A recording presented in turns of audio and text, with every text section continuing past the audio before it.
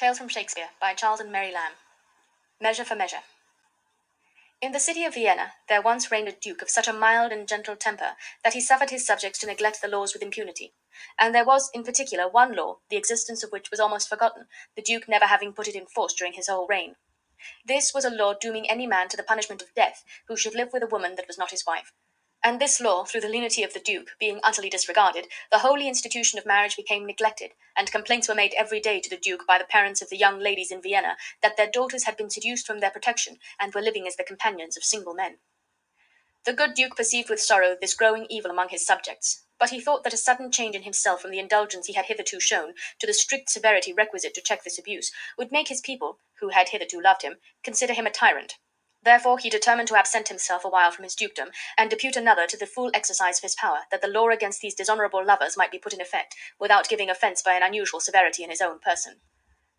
Angelo, a man who bore the reputation of a saint in Vienna for his strict and rigid life, was chosen by the duke as a fit person to undertake this important charge, and when the duke imparted his design to the lord Escalus, his chief counsellor, Escalus said, "If any man in Vienna be of worth to undergo such ample grace and honour, it is Lord Angelo."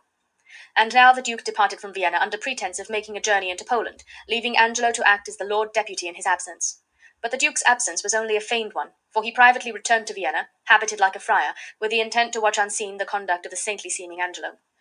It happened just about the time that Angelo was invested with his new dignity that a gentleman, whose name was Claudio, had seduced a young lady from her parents, and for this offence, by command of the new lord deputy, Claudio was taken up and committed to prison, and by virtue of the old law which had been so long neglected, Angelo sentenced Claudio to be beheaded. Great interest was made for the pardon of young Claudio, and the good lord Escalus himself interceded for him. "Alas," said he, "this gentleman whom I would save had an honourable father, for whose sake I pray you pardon the young man's transgression." But Angelo replied, "We must not make a scarecrow of the law, setting it up to frighten birds of prey till custom, finding it harmless, makes it their perch and not their terror. Sir, he must die." Lucio, the friend of Claudio, visited him in prison, and Claudio said to him, "I pray you, Lucio, do me this kind service. Go to my sister Isabel, who this day proposes to enter the convent of St. Clare, acquaint her with the danger of my state, implore her that she make friends with the strict deputy, bid her go herself to Angelo. I have great hopes in that, for she can discourse with prosperous art, and well she can persuade. Besides, there is a speechless dialect in youthful sorrow such as moves men." Isabel, the sister of Claudio, had, as he said, that day entered upon her novitiate in the convent, and it was her intent, after passing through her probation as a novice, to take the veil, and she was inquiring of a nun concerning the rules of the convent, when they heard the voice of Lucio, who, as he entered that religious house, said, "Peace be in this place." "Who is it that speaks?" said Isabel. "It is a man's voice," replied the nun. "Gentle Isabel, go to him and learn his business. You may, I may not. When you have taken the veil, you must not speak with men but in the presence of the prioress. Then, if you speak, you must not show your face, or if you show your face, you must not speak." "And have you nuns no further privileges?" said Isabel. "Are these not large enough?" replied the nun. "Yes, truly," said Isabel. "I speak not as desiring more, but rather wishing a more strict restraint upon the sisterhood, the votarists of St. Clare." Again they heard the voice of Lucio, and the nun said, "He calls again. I pray you answer him." Isabel then went out to Lucio, and in answer to his salutation said, "Peace and prosperity. Who is it that calls?" Then Lucio, approaching her with reverence, said, "Hail, virgin, if such you be, as the roses on your cheeks proclaim you are no less. Can you bring me to the sight of Isabel, a novice of this place, and the fair sister to her unhappy brother Claudio?" "Why her unhappy brother?" said Isabel. "Let me ask, for I am that Isabel and his sister." "Fair and gentle lady," he replied, "your brother kindly greets you by me. He is in prison." "Woe is me! For what?" said Isabel. Lucio then told her Claudio was imprisoned for seducing a young maiden. "Ah," said she, "I fear it is my cousin Juliet." Juliet and Isabel were not related, but they called each other cousin in remembrance of their schooldays' friendship, and as Isabel knew that Juliet loved Claudio, she feared she had been led by her affection for him into this transgression. "She it is," replied Lucio. "Why, then, let my brother marry Juliet," said Isabel. Lucio replied that Claudio would gladly marry Juliet, but that the lord deputy had sentenced him to die for his offence. "Unless," said he, "you have the grace by your fair prayer to soften Angelo, and that is my business between you and your poor brother." "Alas," said Isabel, "what poor ability is there in me to do him good? I doubt I have no power to move Angelo." "Our doubts are traitors," said Lucio, "and make us lose the good we might often win by fearing to attempt it. Go to Lord Angelo. When maidens sue and kneel and weep, men give like gods." "I will see what I can do," said Isabel. "I will but stay to give the prioress notice of the affair, and then I will go to Angelo. Commend me to my brother. Soon at night I will send him word of my success."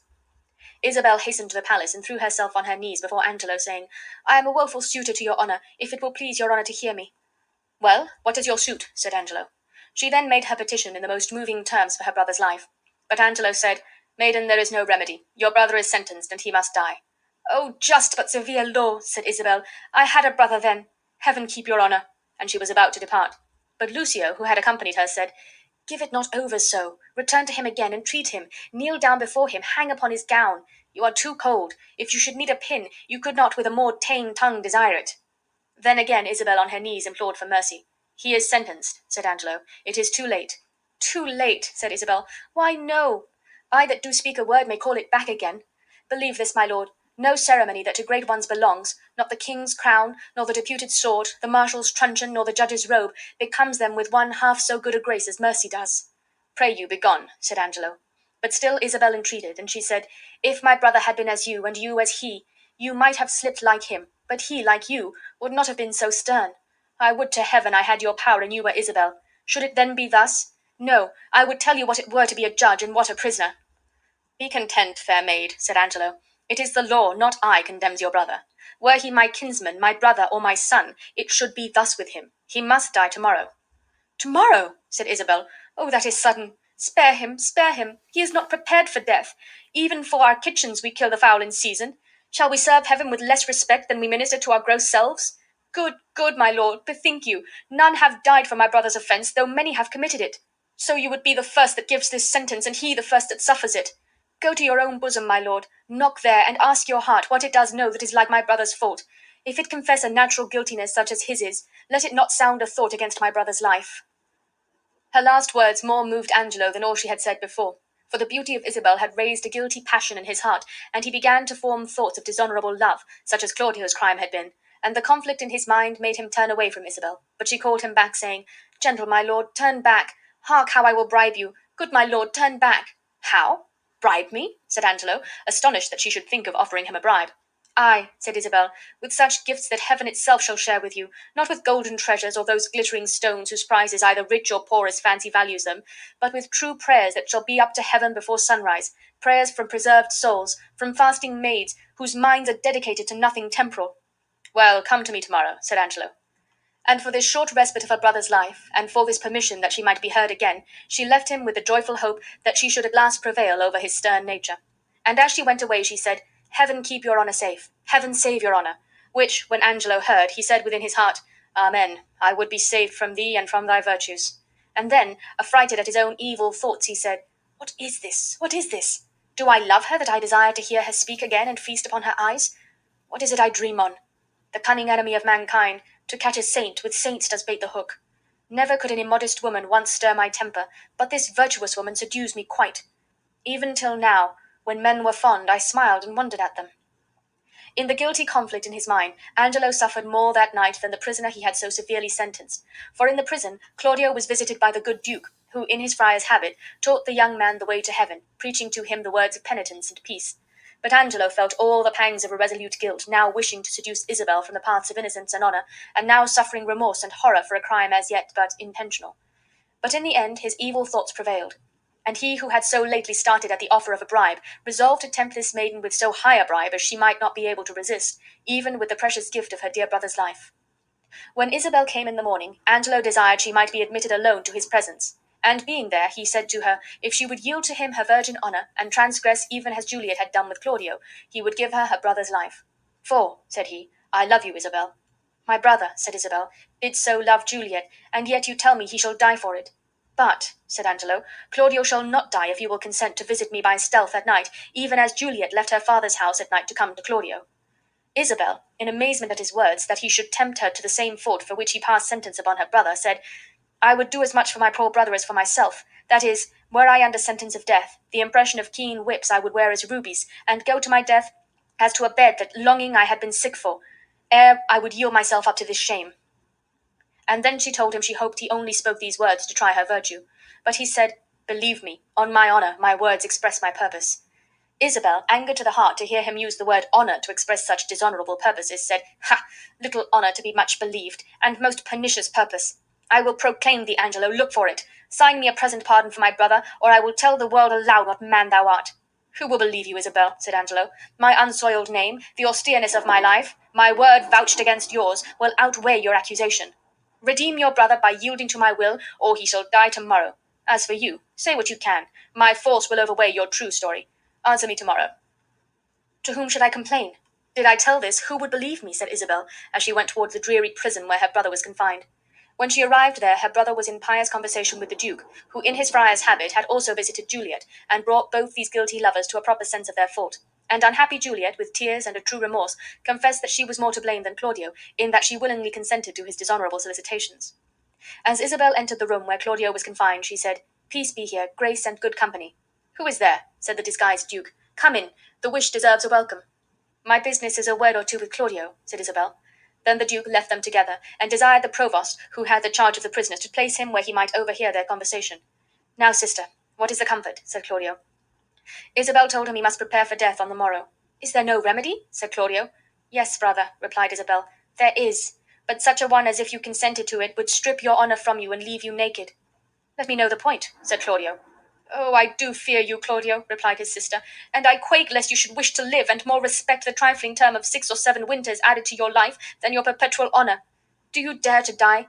The sense of death is most in apprehension, and the poor beetle that we tread upon feels a pang as great as when the giant dies. Why do you give me this shame? Said Claudio. Think you I can fetch a resolution from flowery tenderness? If I must die, I will encounter darkness as a bride and hug it in my arms. There spoke my brother, said Isabel. There my father's grave did utter forth a voice. Yes, you must die. Yet would you think it, Claudio, this outward sainted deputy, if I would yield to him my virgin honour, would grant your life? Oh, were it but my life, I would lay it down for your deliverance as frankly as a pin. Thanks, dear Isabel, said Claudio. Be ready to die tomorrow, said Isabel. Death is a fearful thing, said Claudio. And shamed light, a hateful, replied his sister. But the thoughts of death now overcame the constancy of Claudio's temper, and terrors such as the guilty only at their deaths do know assailing him, he cried out, Sweet sister, let me live. The sin you do to save a brother's life, nature dispenses with the deed so far that it becomes a virtue. Oh, faithless coward! Oh, dishonest wretch! Said Isabel. Would you preserve your life by your sister's shame? Oh, fie, fie, fie! I thought, my brother, you had in you such a mind of honour that, had you 20 heads to render up on 20 blocks, you would have yielded them all up before your sister should stoop to such dishonour. Nay, hear me, Isabel, said Claudio. But what he would have said in defence of his weakness in desiring to live by the dishonour of his virtuous sister was interrupted by the entrance of the Duke, who said, Claudio, I have overheard what has passed between you and your sister. Angelo had never the purpose to corrupt her. What he said has only been to make trial of her virtue. She, having the truth of honour in her, has given him that gracious denial which he is most ill glad to receive. There is no hope that he will pardon you. Therefore, pass your hours in prayer, and make ready for death. Then Claudio repented of his weakness, and said, Let me ask my sister's pardon. I am so out of love with life that I will sue to be rid of it. And Claudio retired, overwhelmed with shame and sorrow for his fault. The Duke, being now alone with Isabel, commended her virtuous resolution, saying, The hand that made you fair has made you good. Oh, said Isabel, how much is the good Duke deceived in Angelo! If ever he return and I can speak to him, I will discover his government. Isabel knew not that she was even now making the discovery she threatened. The Duke replied, That shall not be much amiss. Yet, as the matter now stands, Angelo will repel your accusation. Therefore lend an attentive ear to my advisings. I believe that you may most righteously do a poor wronged lady a merited benefit, redeem your brother from the angry law, do no stain to your own most gracious person, and much please the absent Duke, if peradventure he shall ever return to have notice of this business. Isabel said she had a spirit to do anything he desired, provided it was nothing wrong. Virtue is bold and never fearful, said the Duke, and then he asked her if she had ever heard of Mariana, the sister of Frederick, the great soldier who was drowned at sea. I have heard of the lady, said Isabel, and good words went with her name. This lady, said the Duke, is the wife of Angelo, but her marriage dowry was on board the vessel in which her brother perished, and mark how heavily this befell to the poor gentlewoman. For besides the loss of a most noble and renowned brother, who in his love toward her was ever most kind and natural, in the wreck of her fortune she lost the affections of her husband, the well-seeming Angelo, who, pretending to discover some dishonour in this honourable lady, though the true cause was the loss of her dowry, left her in her tears, and dried not one of them with his comfort. His unjust unkindness, that in all reason should have quenched her love, has, like an impediment in the current, made it more unruly, and Mariana loves her cruel husband with the full continuance of her first affection. The Duke then more plainly unfolded his plan. It was that Isabel should go to Lord Angelo, and seemingly consent to come to him as he desired at midnight, that by this means she would obtain the promised pardon, and that Mariana should go in her stead to the appointment, and pass herself upon Angelo in the dark for Isabel. Nor, gentle daughter, said the feigned friar, fear you to this thing. Angelo is her husband, and to bring them thus together is no sin. Isabel, being pleased with this project, departed to do as he directed her, and he went to apprise Mariana of their intention. He had before this time visited this unhappy lady in his assumed character, giving her religious instruction and friendly consolation, at which times he had learned her sad story from her own lips. And now she, looking upon him as a holy man, readily consented to be directed by him in this undertaking.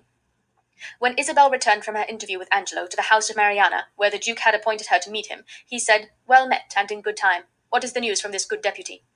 Isabel related the manner in which she had settled the affair. "Angelo," said she, "has a garden surrounded with a brick wall, on the western side of which is a vineyard, and to that vineyard is a gate." And then she showed to the Duke and Mariana 2 keys that Angelo had given her, and she said, "This bigger key opens the vineyard gate, this other a little door which leads from the vineyard to the garden. There I have made my promise at the dead of the night to call upon him, and have got from him his word of assurance for my brother's life. I have taken a due and wary note of the place, and with whispering and most guilty diligence he showed me the way twice over." "Are there no other tokens agreed upon between you that Mariana must observe?" said the Duke. "No, none," said Isabel, "only to go when it is dark. I have told him my time can be but short, for I have made him think this servant comes along with me, and that this servant is persuaded I come about my brother." The Duke commended her discreet management, and she, turning to Mariana, said, "Little have you to say to Angelo when you depart from him, but soft and low, 'Remember now my brother.'" Mariana was that night conducted to the appointed place by Isabel, who rejoiced that she had, as she supposed, by this device preserved both her brother's life and her own honour. But that her brother's life was safe, the Duke was not well satisfied, and therefore at midnight he again repaired to the prison, and it was well for Claudio that he did so, else would Claudio have that night been beheaded. For soon after the Duke entered the prison, an order came from the cruel deputy commanding that Claudio should be beheaded and his head sent to him by 5 o'clock in the morning. But the Duke persuaded the provost to put off the execution of Claudio, and to deceive Angelo by sending him the head of a man who died that morning in the prison. And to prevail upon the provost to agree to this, the Duke, whom still the provost suspected not to be anything more or greater than he seemed, showed the provost a letter written with the Duke's hand, and sealed with his seal, which when the provost saw, he concluded this friar must have some secret order from the absent Duke, and therefore he consented to spare Claudio, and he cut off the dead man's head, and carried it to Angelo. Then the Duke, in his own name, wrote to Angelo a letter saying that certain accidents had put a stop to his journey, and that he should be in Vienna by the following morning, requiring Angelo to meet him at the entrance of the city, there to deliver up his authority. And the Duke also commanded it to be proclaimed that if any of his subjects craved redress for injustice, they should exhibit their petitions in the street on his first entrance into the city. Early in the morning, Isabel came to the prison, and the Duke, who there awaited her coming, for secret reasons thought it good to tell her that Claudio was beheaded. Therefore, when Isabel inquired if Angelo had sent the pardon for her brother, he said, "Angelo has released Claudio from this world. His head is off and sent to the deputy."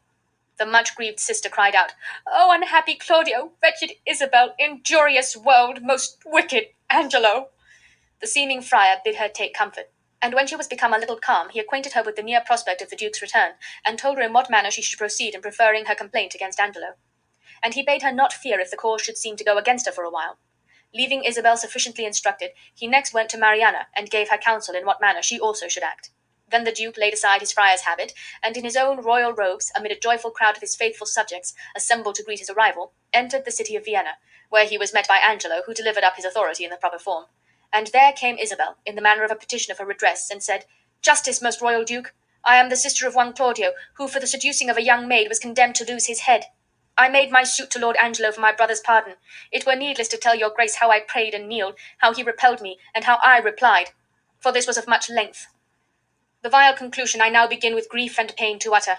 Angelo would not, but by my yielding to his dishonourable love, release my brother. And after much debate within myself, my sisterly remorse overcame my virtue, and I did yield to him.